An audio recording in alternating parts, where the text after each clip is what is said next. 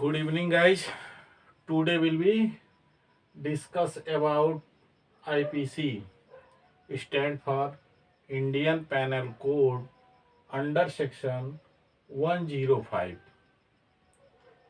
तो आज हम लोग भारतीय दंड संहिता की धारा 105 के बारे में हम लोग चर्चा करने वाले हैं कि भारतीय दंड संहिता की धारा 105 कहता क्या है। इसके बारे में हम लोग आज चर्चा करेंगे और जानेंगे कि धारा 105 आईपीसी की जो धारा 105 है वो कहता क्या है। ठीक है, तो ये आईपीसी की धारा ये 5 कहता है कि संपत्ति की प्राइवेट प्रतिरक्षा का अधिकार कब तक बना रहता है और कब समाप्त हो जाता है, इसकी ये बात करता है। ये बात समझ में आ रही है? क्या कह रहे हैं हम? संपत्ति की प्राइवेट प्रतिरक्षा का अधिकार कब तक बना रहता है और कब समाप्त हो जाता है। ठीक है, कहने का मतलब ये है कि कोई संपत्ति है कि आपको चुराने का डर है, कि लगता है कि जैसे मान लीजिए आपने 2 किलो सोना ले आके घर में रख लिया। ठीक, तो जब आप 2 किलो सोना घर में रखेंगे तो निश्चिंत तो बैठेंगे नहीं, तो आपको डर रहेगा, रात भर आपको नींद नहीं आएगी, अच्छे से डर रहेगा कि मेरा सोना कहीं चोरी ना हो जाए। तो आप उस संपत्ति की, उस सोने की रक्षा कर रहे हैं। ठीक है, कैसे कर रहे हैं? आपको नींद नहीं आ रही है, आपको शंका है, माइंड में एक टेंशन है, शंका है, एक दिक्कत है, एक संकट आपको आपके अंदर उत्पन्न हो रही है कि मेरी जो संपत्ति है, जो आज सोना है, वो चोरी हो सकता है। ठीक है, तो जब आपके दिमाग में, आपके मन में ऐसी भावना उत्पन्न होती है, तब संपत्ति का जो प्राइवेट प्रतिरक्षा का अधिकार होता है वहीं से वो शुरू हो जाता है, स्टार्ट हो जाता है। ठीक है, वही बात करें कब बना रहता है और कब तक बना रहता है और कब समाप्त हो जाता है। तो संपत्ति की जब आपके दिमाग में ऐसा होता है कि मेरी संपत्ति चोरी होने वाली है, या खेत में कोई ऐसी फसल लगी हुई है जिसे कोई रात को काट ले जाएगा, तो आपको ये, आपके मन में ये शंका बनी होती है। ठीक है, तो वहीं से संपत्ति की प्राइवेट प्रतिरक्षा का अधिकार वहीं से स्टार्ट हो जाता है, वहीं से शुरू हो जाता है। और कब तक बना रहता है? जब तक उस संपत्ति का मन से संकट, भय या कोई ऐसा अपराध या कोई ऐसी आपराधिक अत्याचार, ठीक ना, जब तक ये समाप्त नहीं हो जाते, खत्म नहीं हो जाते, तब तक वो संपत्ति की प्राइवेट प्रतिरक्षा का जो अधिकार है तब तक बना रहता है। ठीक, जब ये होता है कि अब ये इस संपत्ति के खतरे से कोई बात नहीं है, अब इसका खतरा नहीं है, कोई ये संपत्ति अब नहीं चुराई जाएगी। ठीक है, चोर पकड़ा गया या चोर भाग गया या चोर जो भी हो, ठीक ना, जब आपके दिमाग से डिलीट हो जाता है, संकट खत्म हो जाती है कि अब चलो, अब संपत्ति हमारी बच गई, अब चोरी नहीं होगी। ठीक है, तब वहां प्राइवेट प्रतिरक्षा का अधिकार समाप्त हो जाता है। एक एग्जाम्पल से हम लोग समझते हैं। ठीक है, मान लीजिए को एक व्यक्ति है और खो ये दूसरा व्यक्ति है। ठीक, को एक व्यक्ति है और खो ये दूसरा व्यक्ति है। को ने कोई भी संपत्ति खो के घर गया चुराने के लिए। ठीक, मान लीजिए खो ने अपने घर पे 50,000 रुपए रखे थे। ठीक है, 50,000 रुपए को ने रखे थे, खो ने अपने घर पर। को पता चला, को ने गया खो के घर पर पैसा चुराने के उद्देश्य से, तो इसको पता चल गया किसी माध्यम से, या 50,000 रुपए घर में रखा है तो इसे डर है कि कहीं पैसा चोरी ना हो जाए, तो खो ने ये पहुंच गया इनके घर पैसा चुराने के लिए। खो को पता चला, ठीक ना, खो ने जगा और इनसे जिस भी विधि से कह लीजिए या जैसे भी कह लीजिए, इन्होंने इसे लड़ पड़ा क से।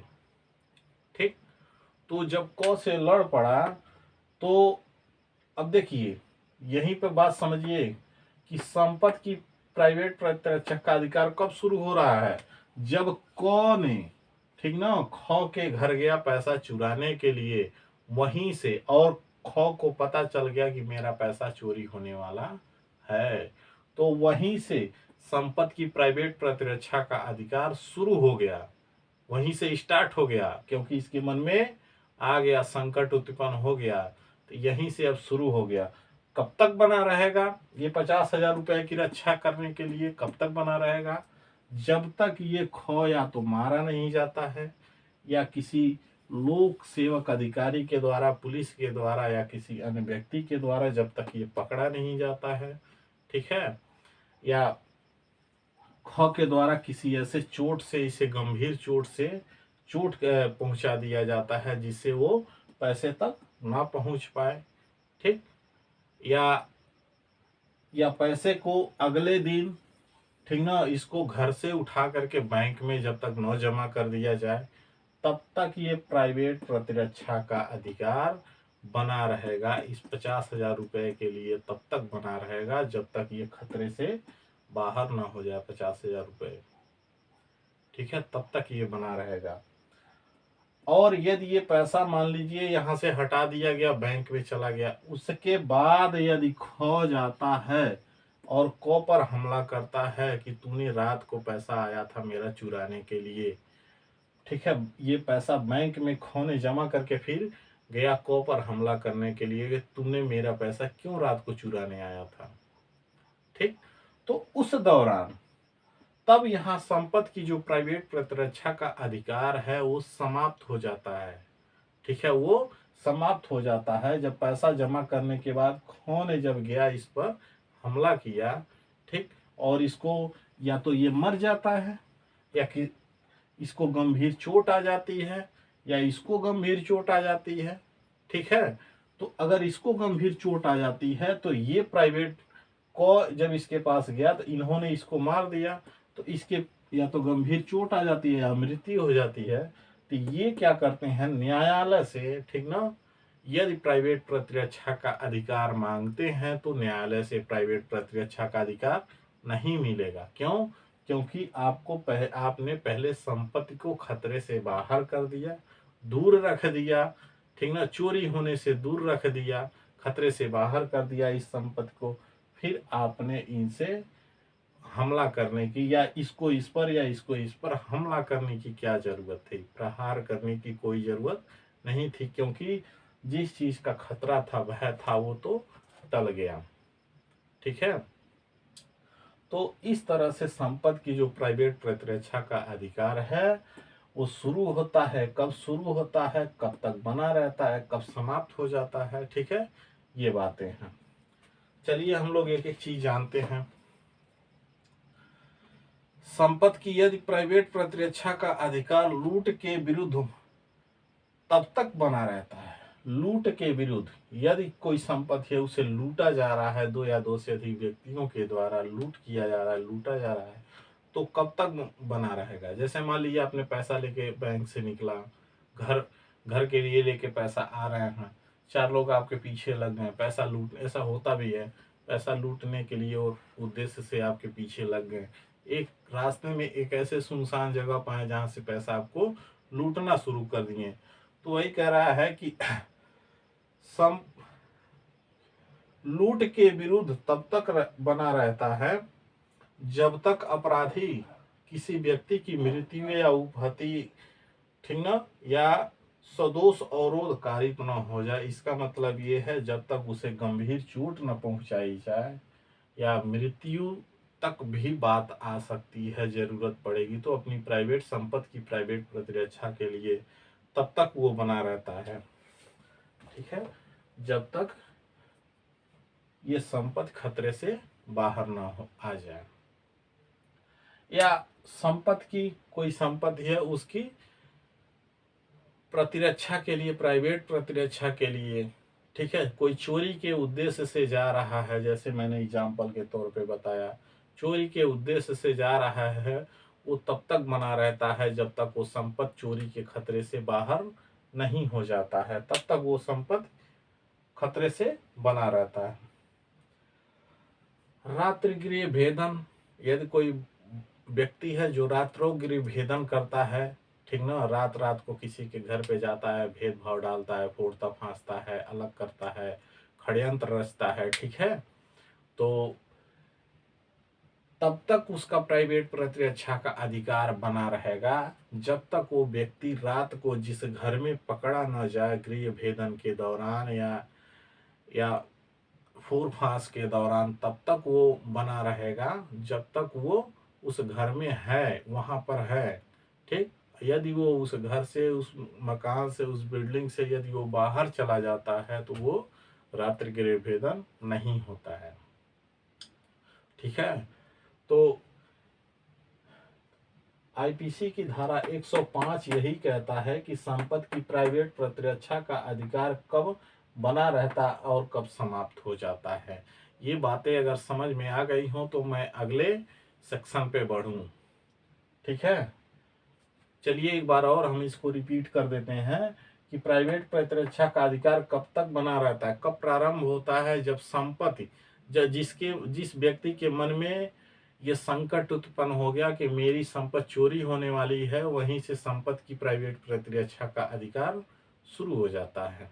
कब तक बना रहता है, जब तक वो संकट, ठीक ना, संकट में रहता है तब तक सब प्राइवेट प्रतिरक्षा का अधिकार बना रहता है। और समाप्त कब हो जाता है, जब वो खतरे से बाहर हो जाता है। जैसे लाइक दैट मैंने एग्जांपल में समझाया, इस पैसे को जब आप बैंक में जमा कर दिए, आप बिल्कुल निश्चिंत हो गए कि मेरा पैसा जो है बैंक में जमा हो गया, ठीक है। तो हम लोग आते हैं, केस है हुकूमत Singh versus state of UP का। ये केस है, इस केस में ये कहा गया था, मो जो है एक व्यक्ति है, ठीक, मो एक व्यक्ति है और इसी के खेत से बैलगाड़ी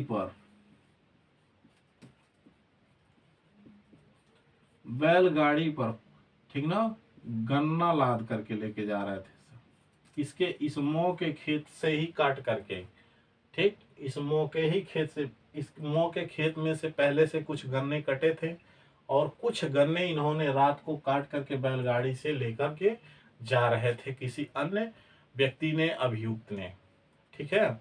तो जब ये गन्ना लेके जा रहे थे तो उस संपत्ति की, अब देखिए ये जो गन्ना जा रहा है ये एक प्रॉपर्टी है, संपत्ति है, तो इसका प्राइवेट प्रतिरक्षा कब तक बना रहेगा, जब तक ये गन्ना इसके खेत में है, मौ के खेत में है या बैलगाड़ी सहित मौ के खेत में है, तभी प्राइवेट प्रतिरक्षा का अधिकार बना रहेगा। अन्यथा जो ही वो खेत से बाहर गया, ठीक ना, तो प्राइवेट प्रतिरक्षा का अधिकार खत्म हो जाता है। ये बात ध्यान से समझिएगा। तो इसमें यह हुआ था कि बैलगाड़ी से गन्ना लाद करके लेकर के जा रहा था तो ये जो दूसरे व्यक्ति थे गन्ना लेकर के जा रहे थे किसी लोक मार्ग के द्वारा, यानी सरकारी जमीन यानी सरकारी सड़क रास्ते के द्वारा ये लेकर के बैलगाड़ी जा रहे थे। इस रास्ते से इसके खेत से बाहर निकल गए थे ये लोग, ठीक ना। उस वक्त मो को पता चला, मो को किसी व्यक्ति ने बताया कि तुम्हारे खेत से कोई गन्ना काट करके बैलगाड़ी पर लेकर के जा रहा है, ठीक।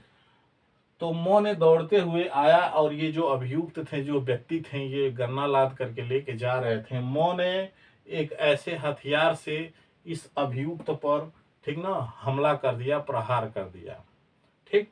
और इस व्यक्ति की, जो बैलगाड़ी चला रहा था, उस व्यक्ति की मृत्यु हो गई, वो मर गया। जब मर गया, ठीक है,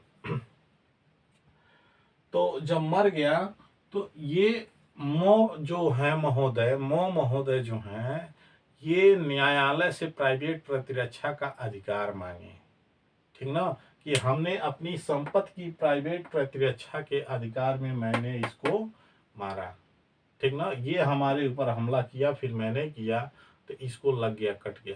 लेकिन न्यायालय ने क्या किया, इनको प्राइवेट प्रतिरक्षा का अधिकार नहीं दिया, दोषी ठहराया। क्यों? क्योंकि भाई जब ये बैलगाड़ी लेकर के रोड पे चला गया तो वहां प्राइवेट प्रतिरक्षा संपत्ति की प्राइवेट प्रतिरक्षा का अधिकार तो खत्म हो गया। क्यों खत्म हो गया? क्योंकि ये रोड पे लेके रोड पर जा रहा है और ये पता नहीं अपने खेत से ले आ रहा है कि कहाँ से ले आ रहा है। ये क्या आपके पास सबूत है, क्या अधिकार है कि मेरे ही खेत से गन्ना लेकर के जा रहा है? जब आप अपने खेत में गन्ने की लदी बैलगाड़ी को पकड़े होते हैं और वहां पर प्रहार करते हैं, उस व्यक्ति की मृत्यु हो जाती जो बैलगाड़ी चलाने वाला है, तब आपको प्राइवेट प्रतिरक्षा का अधिकार दिया जाता। ये न्यायालय का कथन था। ठीक है। दूसरे केस में हम लोग आते हैं हुसैन वर्सेस एमपी। ये मध्य प्रदेश राज्य का एक केस है। ठीक है। इस केस में हम लोग देखते हैं क्या हुआ था।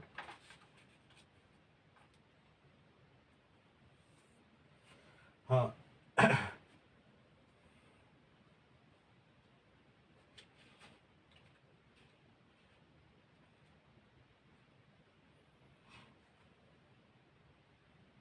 देखिए इस केस में क्या हुआ था। इस केस में ये हुआ था कि फसल से हरी भरी, ठीक ना, कपास से एक खेती की गई थी। ठीक ना, उस खेत में कपास की खेती की गई थी। वहां पर एक बच्चे ने बैठ करके खेती को देखभाल कर रहा था। ठीक ना। तो कुछ व्यक्तियों ने, कुछ परिजनों ने क्या किया कि लाठी डंडा और हथियार से लैस होकर के उस खेत कपास को काटने के लिए पहुंच गए। जब कपास को काटने के लिए पहुंचे तो जो बालक था, जो छोटा सा बच्चा खेत का देखभाल कर रहा था, जिसका खेत था, वो गया तो अपने पिताजी से कहा। तो उसके घर वाले भी लाठी डंडा लेकर के आए। ठीक ना, कि मेरा फसल कोई काट रहा है, मेरा कपास की खेती कोई बर्बाद कर रहा है, काट रहा है। तो जब उन्होंने लाठी डंडा लेकर के आया तो ये जो व्यक्ति थे, ये दोनों आपस में भिड़ गए। जब आपस में भिड़ गए दोनों, तो इस व्यक्ति के, ये जो जिसकी खेती थी, जो लाठी डंडे से दूसरी बार आए, उन्होंने, जो डाकू डकैत टाइप के जो थे, ठीक ना, या डकैती कह लीजिए, जो डकैत थे, हथियार से लैस होकर के आए थे, उनमें से 2 व्यक्तियों की मृत्यु हो गई, किसी ऐसे हथियार से मारा। ठीक। तो ये जो डकैत की गैंग थी, इसमें से 2 लोग जब मर गए तो ये मामला जब न्यायालय में गया तो न्यायालय ने ये प्राइवेट प्रतिरक्षा का अधिकार मांगे जिनका खेत है। तो न्यायालय ने कहा कि आपको प्राइवेट प्रतिरक्षा का अधिकार मिलेगा क्योंकि आपका जो संपत्ति है, आपने अपनी संपत्ति को बचाने के लिए इन लोगों की मृत्यु कर दी है। ठीक। और वही संपत्ति यदि बचाने के लिए खेत से बाहर, ये काट के खेत से बाहर लेके चले गए होते लोग, तो वहां प्राइवेट प्रतिरक्षा का अधिकार नहीं मिलता। ठीक है। देखिए तीसरा जो है, ठीक ना, जरहा वर्सेस सुनीत राम। ठीक। सुनीत राम का एक केस है। इस केस में क्या था कि ये जो जरहा था यह एक चोर था। ठीक ना, यह एक चोर था और इनके पास एक सोने की घड़ी थी। ठीक। इस व्यक्ति के पास एक सोने की घड़ी थी। ये क्या किया, जरहा ने क्या किया, इस सुनील राम की जो सोने की घड़ी थी, इसको इसने चुरा लिया। ठीक। जब इसने इसको चुरा लिया तो ये इसके हाथ में कहीं घड़ी देखा। ठीक। इसके हाथ में इसने ये घड़ी कहीं देखा, मार्केट में या रास्ते में या जहां भी देखा हो, घड़ी देखा और फिर इससे ये मारपीट करने के लिए तैयार हो गया और मारपीट से उस घड़ी को वापस प्राप्त कर लिया।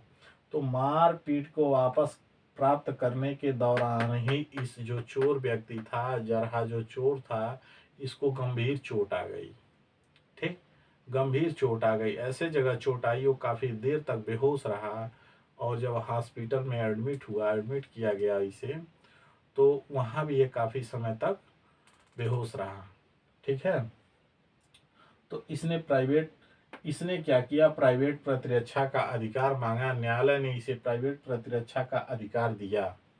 ठीक है।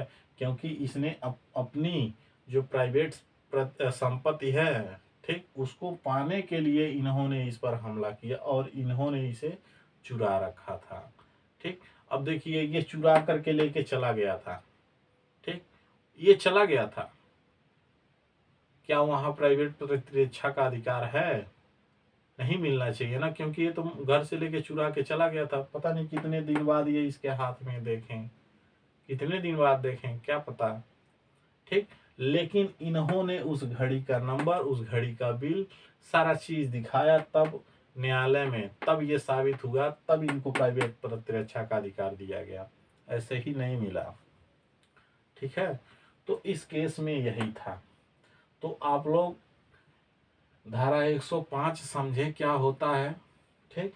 कब प्राइवेट प्रतिरक्षा का, संपत्ति की प्राइवेट प्रतिरक्षा का कब अधिकार मिलता है, कब नहीं मिलता है, कब तक बना रहता है, कब तक नहीं बना रहता, ये सारी बातें आप लोग जान लिए।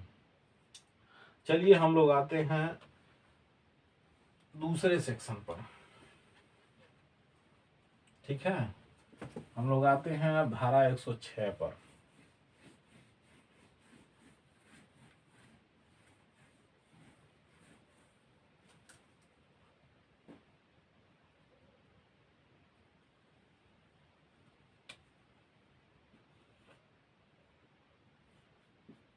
106 106 क्या कहता है? ये कहता है कि घातक हमले के विरुद्ध,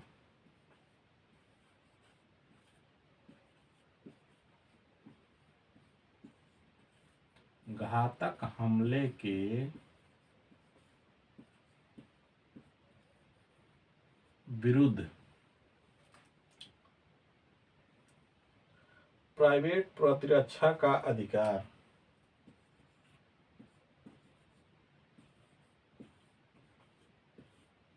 प्राइवेट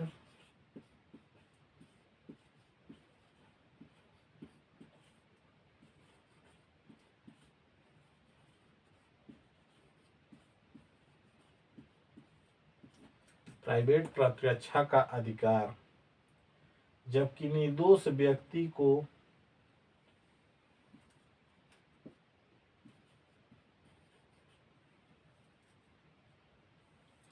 जबकि निर्दोष व्यक्ति को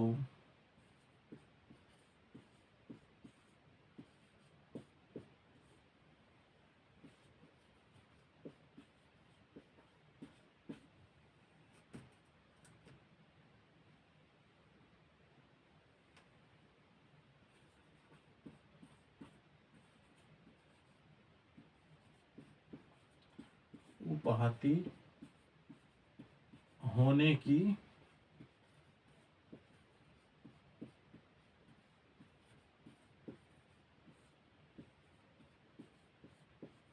जोखिम हो। ठीक है।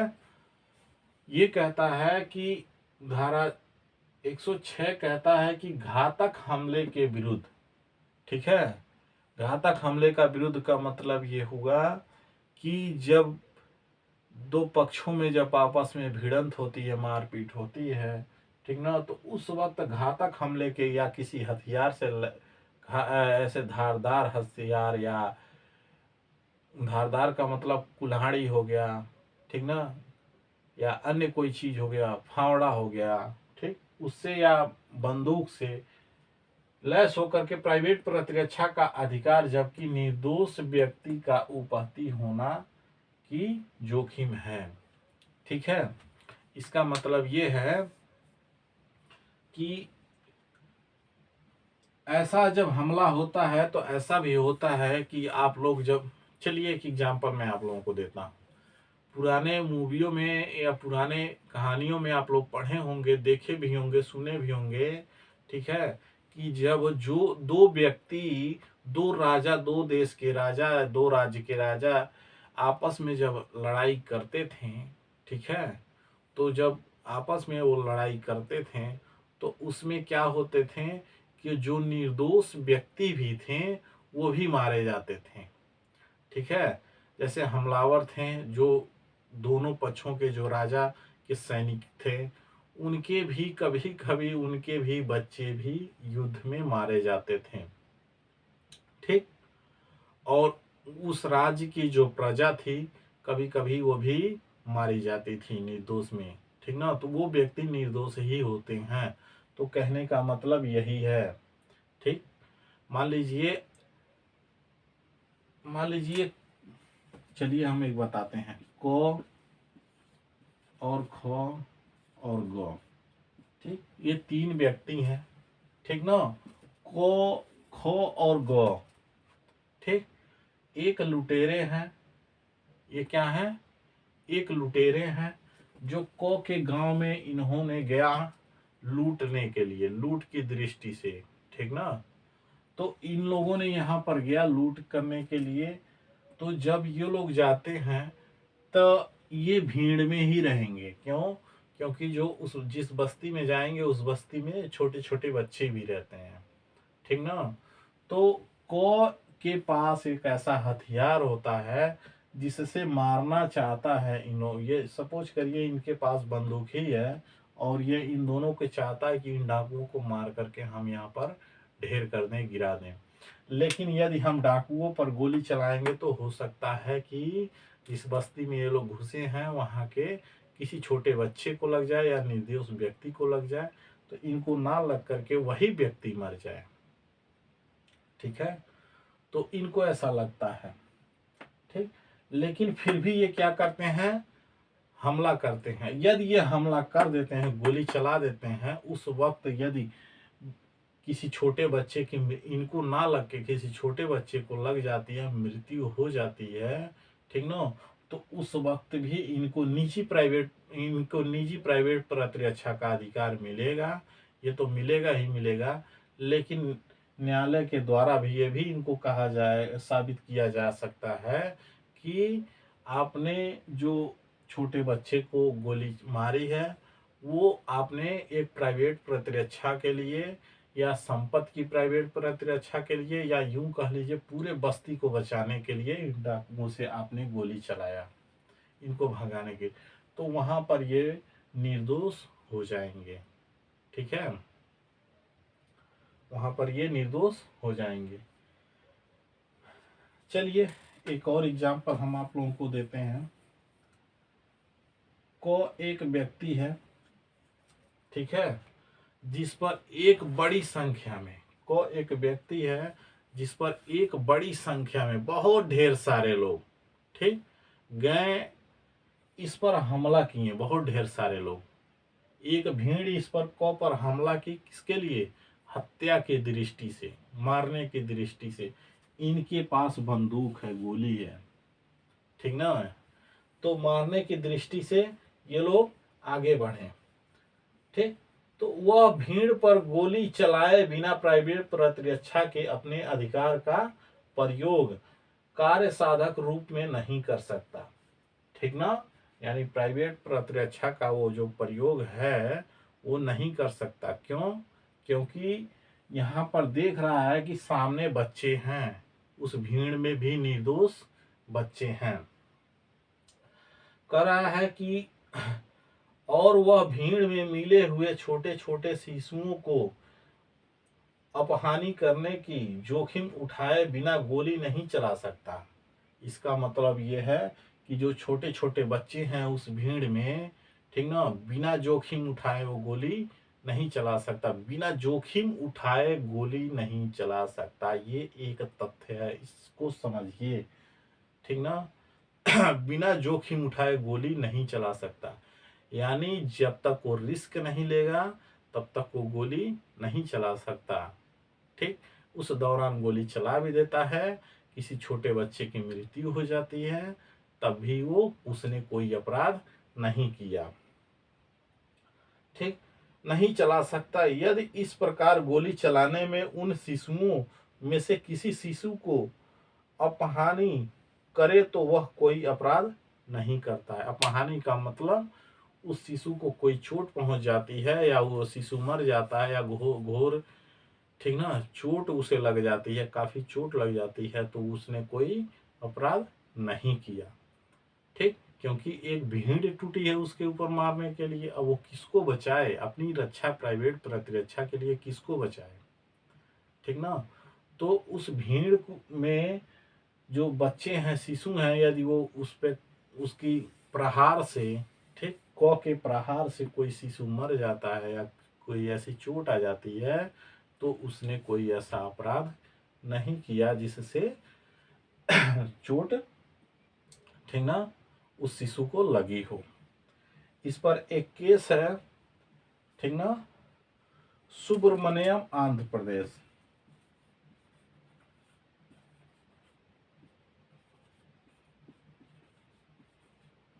मनियम वर्सेस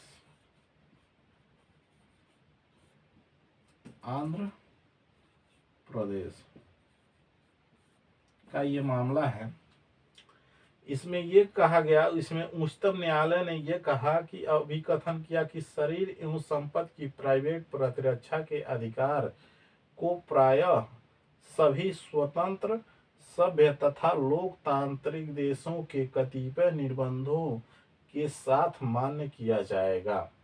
ठीक है, इसका मतलब ये है कि जो संपत्ति या निजी प्राइवेट प्रतिरक्षा का अधिकार है, ठीक ना, वो सभी स्वतंत्र सब और लोकतांत्रिक देशों ने कतिपय निर्बंधों के अनुसार, यानी उनके जो रूल हैं, जो नियम है, जैसे यहाँ पे धारा 106 के तहत जो बातें बताई गई हैं उसके अंडर में रहते हुए, ठीक ना, निर्बंधों का साथ मान्य किया जाता है। धारा 106 में जिस प्राइवेट प्रतिरक्षा के अधिकार का उल्लेख है, जिस प्राइवेट प्रतिरक्षा के अधिकार का उल्लेख है, ठीक ना, एक भीड़ की बात हो रही है यहाँ पर, ठीक, उल्लेख है, उसका प्रयोग ऐसे सभी घातक हमलों के विरुद्ध किया जा सकेगा जिससे मृत्यु कारित होने की युक्तियुक्त आशंका हो।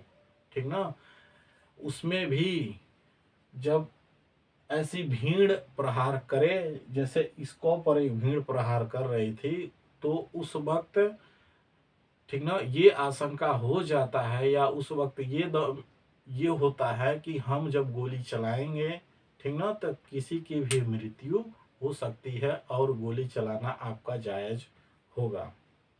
ठीक, तो कह रहा, अतः ऐसी स्थिति में यदि कोई निर्दोष व्यक्ति अपनी प्रतिरक्षा के लिए अपहानित कार्य करने की जोखिम उठाता है तो वह दोषी नहीं माना जाएगा। ठीक, यानी किसी इस केस में यही कहा गया था कि उच्चतम न्यायालय ने अपना कथन दिया था, बताया था कि किसी भी व्यक्ति को जब भीड़ जब आप पर प्रहार करती है तो आप किसी निर्दोष व्यक्ति को यदि मार देते हैं, या जानबूझ के तो मारेंगे नहीं, अपनी प्राइवेट प्रतिरक्षा या संपत्ति की प्राइवेट प्रतिरक्षा के लिए आपने भीड़ को में से किसी निर्दोष व्यक्ति को लग जाता है, वो मर जाता है, तो उस वक्त आपने कोई अपराध नहीं किया है, आपने दोषी नहीं है। ठीक ना, ये न्यायालय का, उच्चतम न्यायालय का कथन है। ठीक है, तो हम लोग जान लिए कि धारा 105 क्या था, धारा 106 क्या था। इसके पहले हम सभी वीडियो में बता चुके हैं, ठीक ना, कि क्या होता है। जैसे धारा 105, जैसे धारा 102 है, धारा 102 ये कहता है कि अपनी है वो निजी प्रतिरक्षा का अधिकार की बात करता है। ठीक ना, वैसे ही धारा एक सिमिलर, दोनों एक ही हैं, धारा 105 भी वैसे ही है, संपत्ति की प्राइवेट प्रतिरक्षा की बात करता है।